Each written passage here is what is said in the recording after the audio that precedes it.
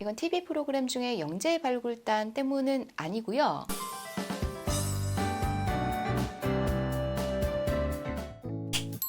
안녕하세요. 어디든 학교의 하유정입니다. 요즘 이 시기 9월달이 전국적으로 영재교육원에서 새로운 신입생을 모집하는 기간이에요. 그래서 오늘은 영재교육 그리고 영재교육을 지원하는 그 단계에 대해서 안내드리도록 할게요. 그럼 먼저 앞서서 우리는 어떤 아이를 영재라고 하는 걸까요? 우리는 일반적으로 영재에 대한 약간의 편견을 좀 가지고 있어요. 이건 TV 프로그램 중에 영재 발굴단 때문은 아니고요. 과거 영재라는 개념을 최초로 정의한 터먼 박사 때부터 출발했어요. 과거에는 터먼 박사의 스탠포드 비뇌 검사에서 우리가 잘 알고 있는 IQ 검사 같은 거예요. 거기에서 상위 1%의 지능을 가진 아이를 영재라고 정의를 했어요. 즉 높은 지능의 기준을 뒀던 거예요. 하지만 이후에 가드너의 다중지능 이론 이런 영역이 포함되면서 학문적인 분야뿐만 아니라 음악이나 미술과 같은 예술 영역의 재능도 포함하게 되었어요. 그리고 이후에 렌줄리 박사의 쇄골이 모형이 등장하면서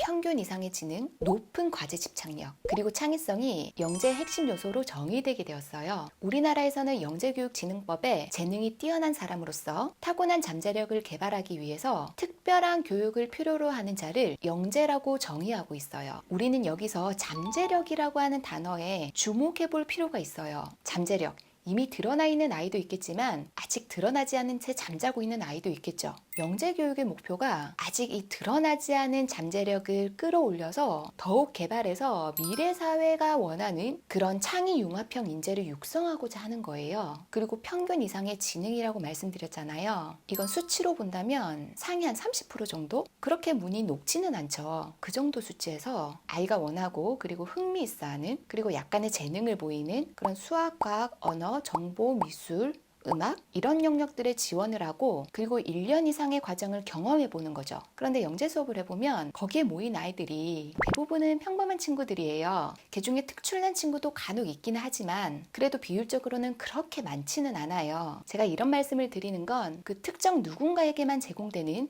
벽이 엄청나게 높은 그런 교육 특혜는 아니라는 거예요. 그래서 조금만 관심이 있거나 해보고자 한다면 도전해보는 거 꽤 괜찮아요. 물론 아이의 의사가 가장 중요하고요. 아이가 하기 싫다 하면 의미가 없어요. 어쨌든 영재교육은 특정 분야의 흥미와 약간의 재능을 가진 친구들이 모여있기 때문에 수월성 교육 그리고 심화학습이 진행될 수 있어요. 그리고 교사 위주의 전달식 교육보다는 학생들이 협동학습을 통해서 보고서를 작성하거나 또 산출물을 발표하거나 학생 중심으로 이루어지는 수업들이 대부분이에요. 그리고 영재교육원을 지원해볼까 하는 고민을 한다는 것은 아이가 자신이 좋아하는 것 그리고 잘하는 것을 한번 떠올려 보면서 진로에 대한 고민을 미리 해본다는 것에도 약간의 긍정적인 의미를 두를 수 있을 것 같아요. 그러면 영재교육원의 선발 과정을 간략하게 한번 살펴보면 크게 4단계로 설명할 수 있거든요. 먼저 1단계가 학생이 GED 시스템에서 지원 신청을 하는 거예요. 제가 링크로 사이트는 올려놓을 테니까 그 사이트 들어가시면 전국에 있는 영재교육원 그리고 대학 산하에 있는 영재교육원까지 지원 요강들이 나와 있거든요. 그런 것도 한번 살펴보시고요. 그리고 이 GED 시스템 안에서 그 체크리스트 형식의 자기평가를 실시하거든요. 대부분의 교육청이 지금 이 시기가 지금 1단계 시기예요. 일부 지역 같은 경우에는 이미 9월 초에 신청 기간이 끝나는 경우도 가끔 있긴 해요. 하지만 대부분은 9월 말까지 접수를 받고 있어요. 대학 부설의 경우에는 각 학교마다 시기도 조금씩 차이가 나고 지원 방식 또한 GED 시스템에서 지원하는 것이 아니라 우편 접수를 받는 경우도 있으니까 해당 지역 대학 사이트에서 알아보시는 것이 가장 정확하고요. 지원 학생의 GED 신청이 끝나고 나면 다음 2단계가 진행되는데요. 바로 교사의 관찰평가 단계예요. 9월에서 11월 기간 동안 지원한 학생을 관찰하고 그 관찰한 결과를 토대로 체크리스트를 통해서 문항의 점수를 내거든요. 그런데 꼭 그 기간 안에서만 관찰한 부분이 이 평가에 반영되는 것은 아니겠죠. 그동안 쭉 지켜봐왔던 그 학생에 대한 정보가 어느 정도 토대를 마련할 것 같아요. 그래도 정해진 기간이 9월부터 11월까지 집중 관찰 기간이라는 거 그거 기억하시면 될 것 같고요. 해당 선생님은 대부분 담임 선생님이 되시고요. 평가자가 1인 이상이기 때문에 학교에 따라서는 해당 교과의 전담 선생님께서 이 관찰 평가에 함께 참여하시는 경우도 간혹 있어요. 이 관찰평가는 예를 들어서 새로운 정보에 대한 이해가 빠르다라고 하는 이 문항에 대해서 이 질문지에 매우 아니다부터 매우 그렇다까지 검사 종류에 따라서 4단 척도부터 6단 척도까지 체크하는 방법이에요. 검사는 영재행동 특성검사, 해당 과목에 대한 적성검사, 창의적 인성검사, 리더십 검사 이렇게 총 4가지예요. 여기 검사 종류를 보시면 아시겠지만 해당 교과에 대한 지적 능력과 그리고 적성만 중요한 것은 아니라는 거죠. 영재교육을 통해 양성하고자 하는 미래 인재는 인성과 리더십과 같은 정의적인 영역도 무시할 수 없다는 거예요.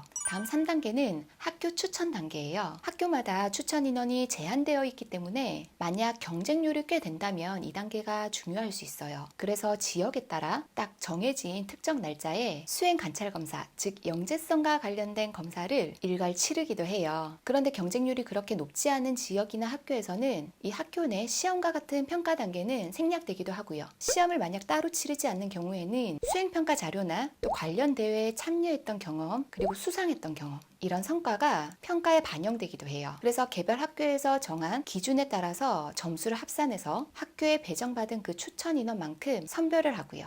4단계는 전국 공통으로 실시되는 시험 단계예요. 올해 같은 경우에는 12월 4일에 영재성 검사, 그 다음 주 11일에 창의적 문제 해결력 검사 이렇게 실시해요. 그리고 그 다음 주에 합격자를 발표하고요. 하지만 이것도 코로나 상황에 따라서 좀 변동 가능성 있죠. 작년의 경우에는 몇 차례 변동 끝에 결국 그 다음에 3월까지 미뤄졌었거든요. 영재성 검사나 창의적 문제 해결력 검사 같은 경우에는 평가 문항 공개가 불가한데 시중에는 유사한 문제들이 있긴 하잖아요. 그런데 기출은 절대로 출제하지 않는 게 원칙이기 때문에 이런 비슷한 문항을 푸는 것은 아이가 실력을 키운다, 그리고 개방형 문제에 조금 익숙해진다, 이 정도 측면으로 보시면 좋을 것 같아요. 이렇게 4단계를 거쳐서 학생을 선발하는데요. 혹시 영재교육원에 지원해보고자 한다면 지금부터 말씀드리는 부분에 조금 더 신경 쓰시면 좋을 것 같아요.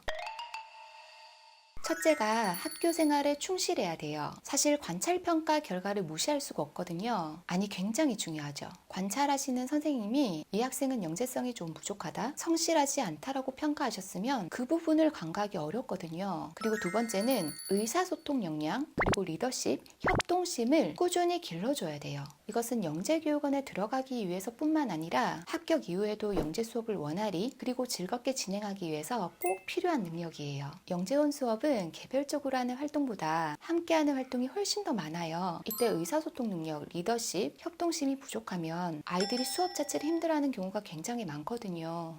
셋째는 글쓰기를 귀찮아하지 않아야 해요. 답이나 자신의 생각을 적을 때 경우의 수를 최대한 많이 적거나 그림이나 표 등 다양한 방법으로 자신의 생각을 표현하는 게 좋거든요. 저희들이 평가를 할 때 답안지를 보고 창의성, 유창성, 독창성, 융통성 영역에 각각의 점수를 매기거든요. 그래서 아이들이 적는 게 귀찮아서 대충 답만 커다랗게 적어놓고 그렇게 넘긴 문제에는 각각의 영역에 큰 점수를 주기가 어려워요. 그래서 만약에 영재교육원에 지원을 한다면 방금 말씀드린 이 3가지를 유념하면서 준비하시면 좋을 것 같고요. 이런 3가지 영역은 꼭 영재교육원을 준비하는 것뿐만 아니라 아이들 학교생활 전반에 좋은 영향을 미치는 거니까 모든 학생들에게 사실은 해당되는 부분이기도 해요. 그리고 영재교육에 대한 전반적인 내용은 제가 이전에 올려놓은 이 영상에서 훨씬 더 자세하게 안내드리고 있으니까 참고하시면 될 것 같고요. 사실은 우리 아이가 영재인지 범재인지 또는 천재인지 이런 게 중요한 건 아니잖아요. 아이가 어떤 재능을 가지고 있는지 발견하고 조금 더 적합한 교육을 제공해 주는 것이 더 중요하죠. 그런 의미에서 영재교육은 우리 아이랑은 맞지 않아, 내 아이랑은 거리가 멀어, 이렇게 딱 자를 건 아니라는 거 오늘 말씀드렸고요. 오늘도 있는 그대로의 우리 아이 많이 사랑해 주시고요. 그럼 저는 다음 영상에서 또 뵙도록 할게요. 안녕.